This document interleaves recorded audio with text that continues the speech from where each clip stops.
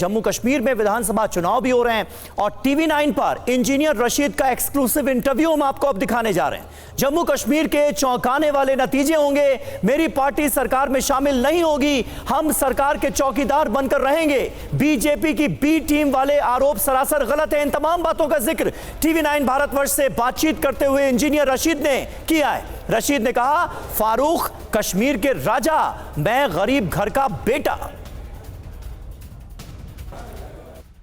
चुनाव हो रहे हैं जम्मू कश्मीर में। विधानसभा चुनाव के दौरान एक नाम जो आपको लगातार सुनने को मिल रहा है, जो सबसे ज्यादा चर्चा में बना हुआ है, जो सबसे ज्यादा सुर्खियों में बना हुआ है, कुछ लोग उन पर हमला कर रहे हैं लेकिन उन्हें समर्थन भी मिल रहा है। हमारे साथ आवामी इत्तेहाद पार्टी के प्रमुख इंजीनियर रशीद साहब मौजूद हैं और उन्हीं से जानते हैं कि वो क्यों इतने बड़े अपने आप में एक इशू बन गए हैं चुनाव के दौरान। इंजीनियर रशीद साहब, आप अपने आप में भी एक इशू हैं इस चुनाव में, क्योंकि आपको सपोर्ट जहां एक तरफ मिल रहा है वहीं आप पर लगातार हमले हो रहे हैं। आपको ही मुद्दा बना लिया गया है। ये कहा जा रहा है कि आप यहां पर एक एजेंडा के तहत हैं और आप वोट काटने के लिए हैं दरअसल मैदान में। पहली बात यह है कि जब कोई ऊपर जाता है तो the more you climb, the more they will try to pull you down. I have no issues. और इशू शायद इसलिए भी बन रहा हूं because people see me part of the solution. जो जम्मू कश्मीर के लोग जिन्होंने काफी ज्यादा मुसीबतें उठाई हैं, they see a solution in engineer Rashid, जो उनकी सफरिंग्स हैं, मिजरीज हैं। तो इसलिए जो लोग एक्सप्लॉइट करते थे आज तक, जिनका आपने कहा मेरे पॉलिटिकल विरोधी हैं, तो they see me in their perspective part of the problem, क्योंकि उनका 1 point एजेंडा है पावर। और फिर आपने जो कहा कि वो मुझे वोट काटने वाला दिख रहे हैं, अफसोस इस बात का है कि क्या जम्मू कश्मीर उनके बाप दादाओं की जागीर है? आप ये कह रहे हैं कि आप प्योरीफाई करना चाहते हैं सिस्टम को, करेंगे कैसे? आपके पास जितने भी आपके पास लेट्स से 10-12 जितने भी कैंडिडेट्स आपके जीत के आ जाएं, किसी के साथ तो सरकार बनानी पड़ेगी। किसके साथ सरकार बनाएंगे? नेशनल कॉन्फ्रेंस को सपोर्ट करेंगे, बीजेपी को सपोर्ट करेंगे? आप क्या किंग मेकर बनने के लिए हैं मैदान में? पहली बात यह है कि मेरे लिए सरकार बनाना जो है वो लास्ट प्रायोरिटी है। मैं चाहता हूँ कि मुझे इतना पॉलिटिकल पावर मिले, इतने लोग हमसे जुड़े जिन्हें जो असेंबली में चुन के आए, ताकि ये बैटल कश्मीर से निकालकर हम दिल्ली में लड़ें। मुझे मेरी पूरी उम्मीद है कि जितने भी एमएलए हमारे आएंगे अच्छी तादाद में आएंगे।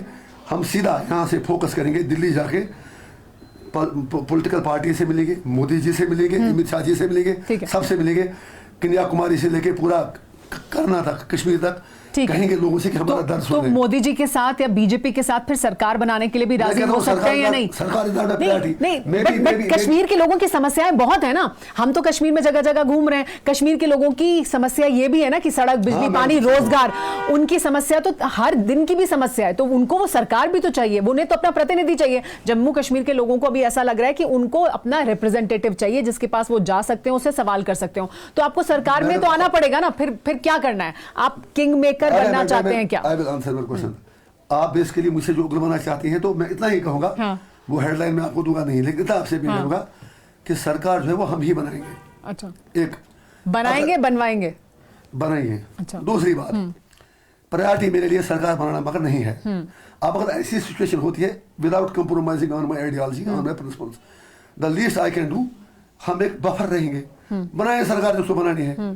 हम एक चौकीदार की तरह उनको कहेंगे, जो मोदी जी चौकीदार कहते हैं ना, या कांग्रेस कहते चौकीदार चोर है, वो धोखा है। हम सचमुच के चौकीदार बन के दूर से कहेंगे कि यहाँ गलत है, यहाँ गलत है। एक ऐसा फोर्स रहेंगे जो सब, मतलब पावर में पार्टिसिपेशन भी नहीं करेंगे और पावर भी अपने पास रखेंगे, बाहर से खड़े होकर ताकत का इस्तेमाल करेंगे। Matter of interpretation. इल्जाम तो आप पर वो ये लगा रहे हैं कि आप दरअसल बी टीम हैं और आप प्लान बी का हिस्सा हैं। आपको जो पैसा मिल रहा है, आपके इतने सारे कैंडिडेट चुनावी मैदान में हैं, वो आपको पैसा भी मिल रहा है। ये तमाम इल्जाम आप पर लग रहे हैं। उन इल्जामों का क्या जवाब है? कैसे आप चुनाव लड़वा रहे थे? मैं बताता हूँ, जब कोई किसी इलाके में कोई वारदात होती है, चोरी की, डाकाजनी की, मर्डर होता है, तो वहाँ का एसएचओ अंदाजे से बताता है कि इस तरह हुआ, इस बंदे को पकड़ो, उसको पकड़ो। जब उसका एक एक्सपीरियंस होता है, उसका जवाब यही होता है। या कोई इंटेलिजेंस एजेंसी हो, अगर वो कुछ भी उनको पता ना हो, वो तो भी कुछ तो कुछ निकाल देते हैं। यही हाल उमर साहब और मैडम का है। इसका मतलब क्या है? वो इतना कॉन्फिडेंस से कैसे कहते हैं कि इसको पैसा इसलिए दिया, उसने दिया, ये दिया। इसका मतलब यह है कि वो इस बिजनेस में पहले इन्वॉल्व हैं, इस डर्टी खेल में। उनको सारा पैटर्न पता है, कैसे वहां से गंदा पैसा आता है, कैसे वहां से एजेंसियों का पैसा आता है, कहाँ वहां से पॉलिटिकल पार्टियों का पैसा आता है। क्योंकि मेरी लड़ाई उनके एलिगेशन से बहुत बड़ी है। लेकिन आप पर तो ये भी कहा जा रहा है कि आपने बहुत व्यक्तिगत, बहुत पर्सनल कमेंट्स किए हैं, बहुत पर्सनल हो गई है लड़ाई, जिसमें कि फारूक अब्दुल्ला को या उमर अब्दुल्ला के लिए या महबूबा मुफ्ती के लिए इस तरह की भाषा का इस्तेमाल किया जा रहा है। मतलब ये क्यों इस स्तर तक जा रहे हैं? अंदाजा लगाए ना, कश्मीर के महाराजा वो बने, मैं गरीब घर का बेटा, मिडिल क्लास फैमिली का बेटा, कुछ किए बिना। फारूक अब्दुल्ला ने मकबूल भट्ट के साथ बंदूक उठाई थी ऐसे, और तिहाड़ में जाऊं। महबूबा मुफ्ती पाकिस्तान भी गई और तिहाड़ में जाऊं। महबूबा मुफ्ती ने, दुनिया मानती थी कि महबूबा मुफ्ती का जो वोट था वो खुदियत का वोट था, पीछे तब उनको लगा था कि हमारी रजिया सुल्ताना है। सुनिए ना, जेल तिहाड़ में जाऊं, मैं कभी पाकिस्तान देखा भी नहीं हूँ, कभी वहां से फोन कॉल रिसीव नहीं किया हूँ। तिहाड़ में जाऊं, ये उन लोगों से मिलते रहे, तिहाड़ में जाऊं, ये they want to eat the cake and have it to.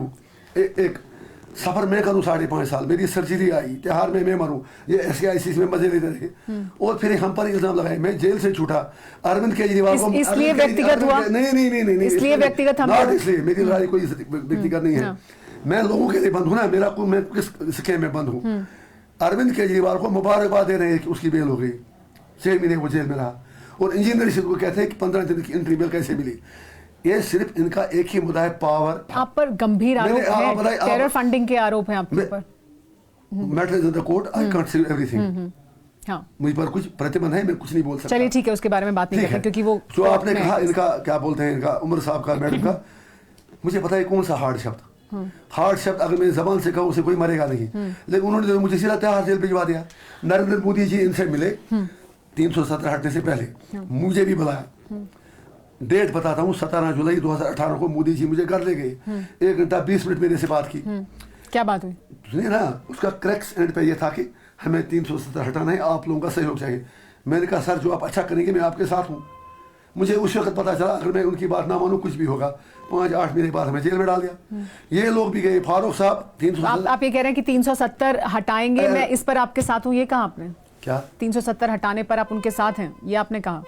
साथ होता फिर जेल में कहाँ जाता। उन्होंने जब कहा, उनका क्रैक्स था बात का कि 370 हटाना है, आप कश्मीर के लोग इसमें हमें साथ हैं। मैंने कहा I can't be party to this, मैं इस चीज के साथ नहीं हूँ। और उसी वक्त फाउंडेशन स्टोर लाया गया मेरे जेल भेजने का, तिहाड़ भेजने का। अब ये लोग कैसे इन्वॉल्व थे मैं आपको बताता हूँ। हाउ कैन ही से लाइक दिस, उमर साहब, उनको मेरी बातें पसंद लगेंगी। 370 हटने से 4 दिन पहले फारूक साहब अपने 3 MPs के साथ मोदी जी से मिले। वहां से आके कश्मीर में ऐलान किया कि मोदी जी से हम मिले, कोई 370 हटेगा नहीं। 3 दिन गुजरे और 370 हट गया। या तो फारूक साहब नाकाबिल था, उसको पता नहीं चला, he could not read Modi face, या फिर वो उसे मिला हुआ था। लेकिन अब साबित कैसे होगा मिला हुआ था या वो समझ नहीं पाया। तो ऐसे हुआ साबित। 3 दिन बाद उनको SKIC में रखा। 4 महीने का खर्चा आया 3 करोड़ 60 लाख। मेरे पास रिपोर्ट है हिंदू अखबार की, आप सर्च कर सकते हैं।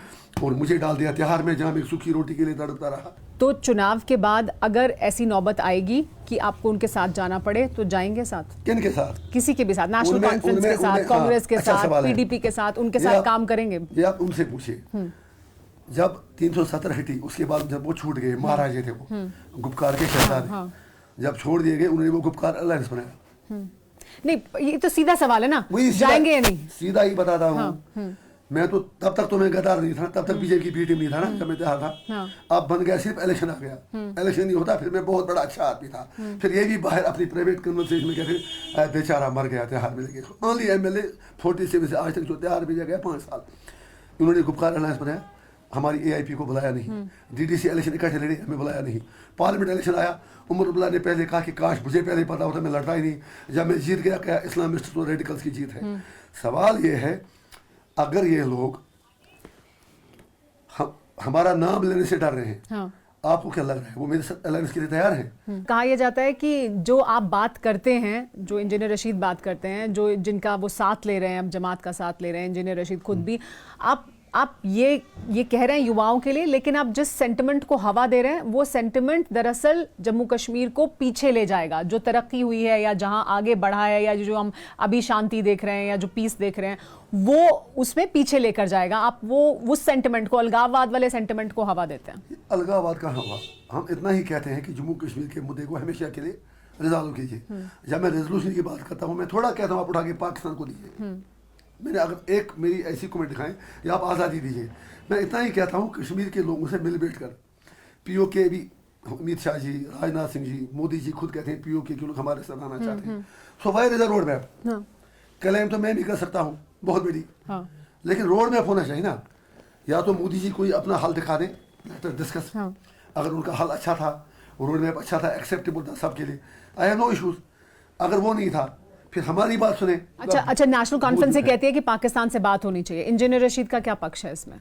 क्या होनी चाहिए बात? क्योंकि सरकार का ये कहना है, बीजेपी का ये कहना है कि बात नहीं हो सकती, आतंकवाद और बातचीत साथ साथ नहीं चल सकते। नेशनल कॉन्फ्रेंस कह रही है कि बातचीत होनी चाहिए। इंजीनियर रशीद का क्या पक्ष है? बीजेपी से मैं इतनी गुजारिश करूंगा, आप रामराज की बात करते हैं, थोड़ा सच भी बोला कीजिए, राम जी नाराज हो जाएंगे। ये दुनिया को पता है बीजेपी पाकिस्तान से बात करती है। इधर कहते हैं आतंकवाद से बात नहीं करेंगे, लेकिन जब तालिबान के साथ दोहा में अमेरिका बात कर रहा था तो ऑप्शन ये था कि जो हमारी सरकार थी वो उसमें भी अपना पार्टिसिपेशन चाहती थी। यूक्रेन में काफ़ी हमारे देश के शहरी जो थे वो लड़ रहे थे। तो सवाल ये है बीजेपी लैक्स कंसिस्टेंसी, बीजेपी लोगों को धोखा देना चाहती है। पर्दे के पीछे आज भी वो बातचीत कि हम अफगानिस्तान में स्टेक होल्डर बने और हम वो बातचीत करें, वो अलग बात है। पाकिस्तान के साथ नहीं, अफगानिस्तान में भारत का बहुत इन्वेस्टमेंट है। भारत अगर वहां पर स्टेक होल्डर रहना चाहता है किसी भी बातचीत में, वो एक अलग मुद्दा है ना। बट पाकिस्तान के साथ कश्मीर के मुद्दे पर बातचीत करना या आतंकवाद के मुद्दे पर बातचीत करना अलग मुद्दा है। आई एग्री विद यू, लेकिन भारत कहता है कि पूरी दुनिया में टेररिज्म खत्म होना चाहिए। कल तक तालिबान को टेररिस्ट कहते थे, आज बातचीत क्या हो? हाँ ठीक, गॉट इट। मैं तो आपसे सीधा पूछ रही हूं, आपका स्टैंड क्या है इस पर? नेशनल कॉन्फ्रेंस कहती है बातचीत होनी चाहिए पाकिस्तान से। I don't want to create any confusion. Amit Shah ji ने एक बहुत बड़ा दावा किया और अच्छी बात है, आप भी गवाह हैं। आप इंडिया पाकिस्तान की लड़ाई में कश्मीरी को क्यों मार रहे हैं? मेरा आपसे प्रश्न है, उनसे प्रश्न है। नागालैंड नॉर्थ ईस्ट में अमित शाह जी ने कहा कि 6,500 मिलिटेंट को उन्होंने सरेंडर करवाया, अच्छी बात है। अगर वो नागालैंड में बात कर सकते हैं तो कश्मीर में वो अपने लोगों से बात क्यों नहीं कर सकते? अगर अपने लोग हैं तो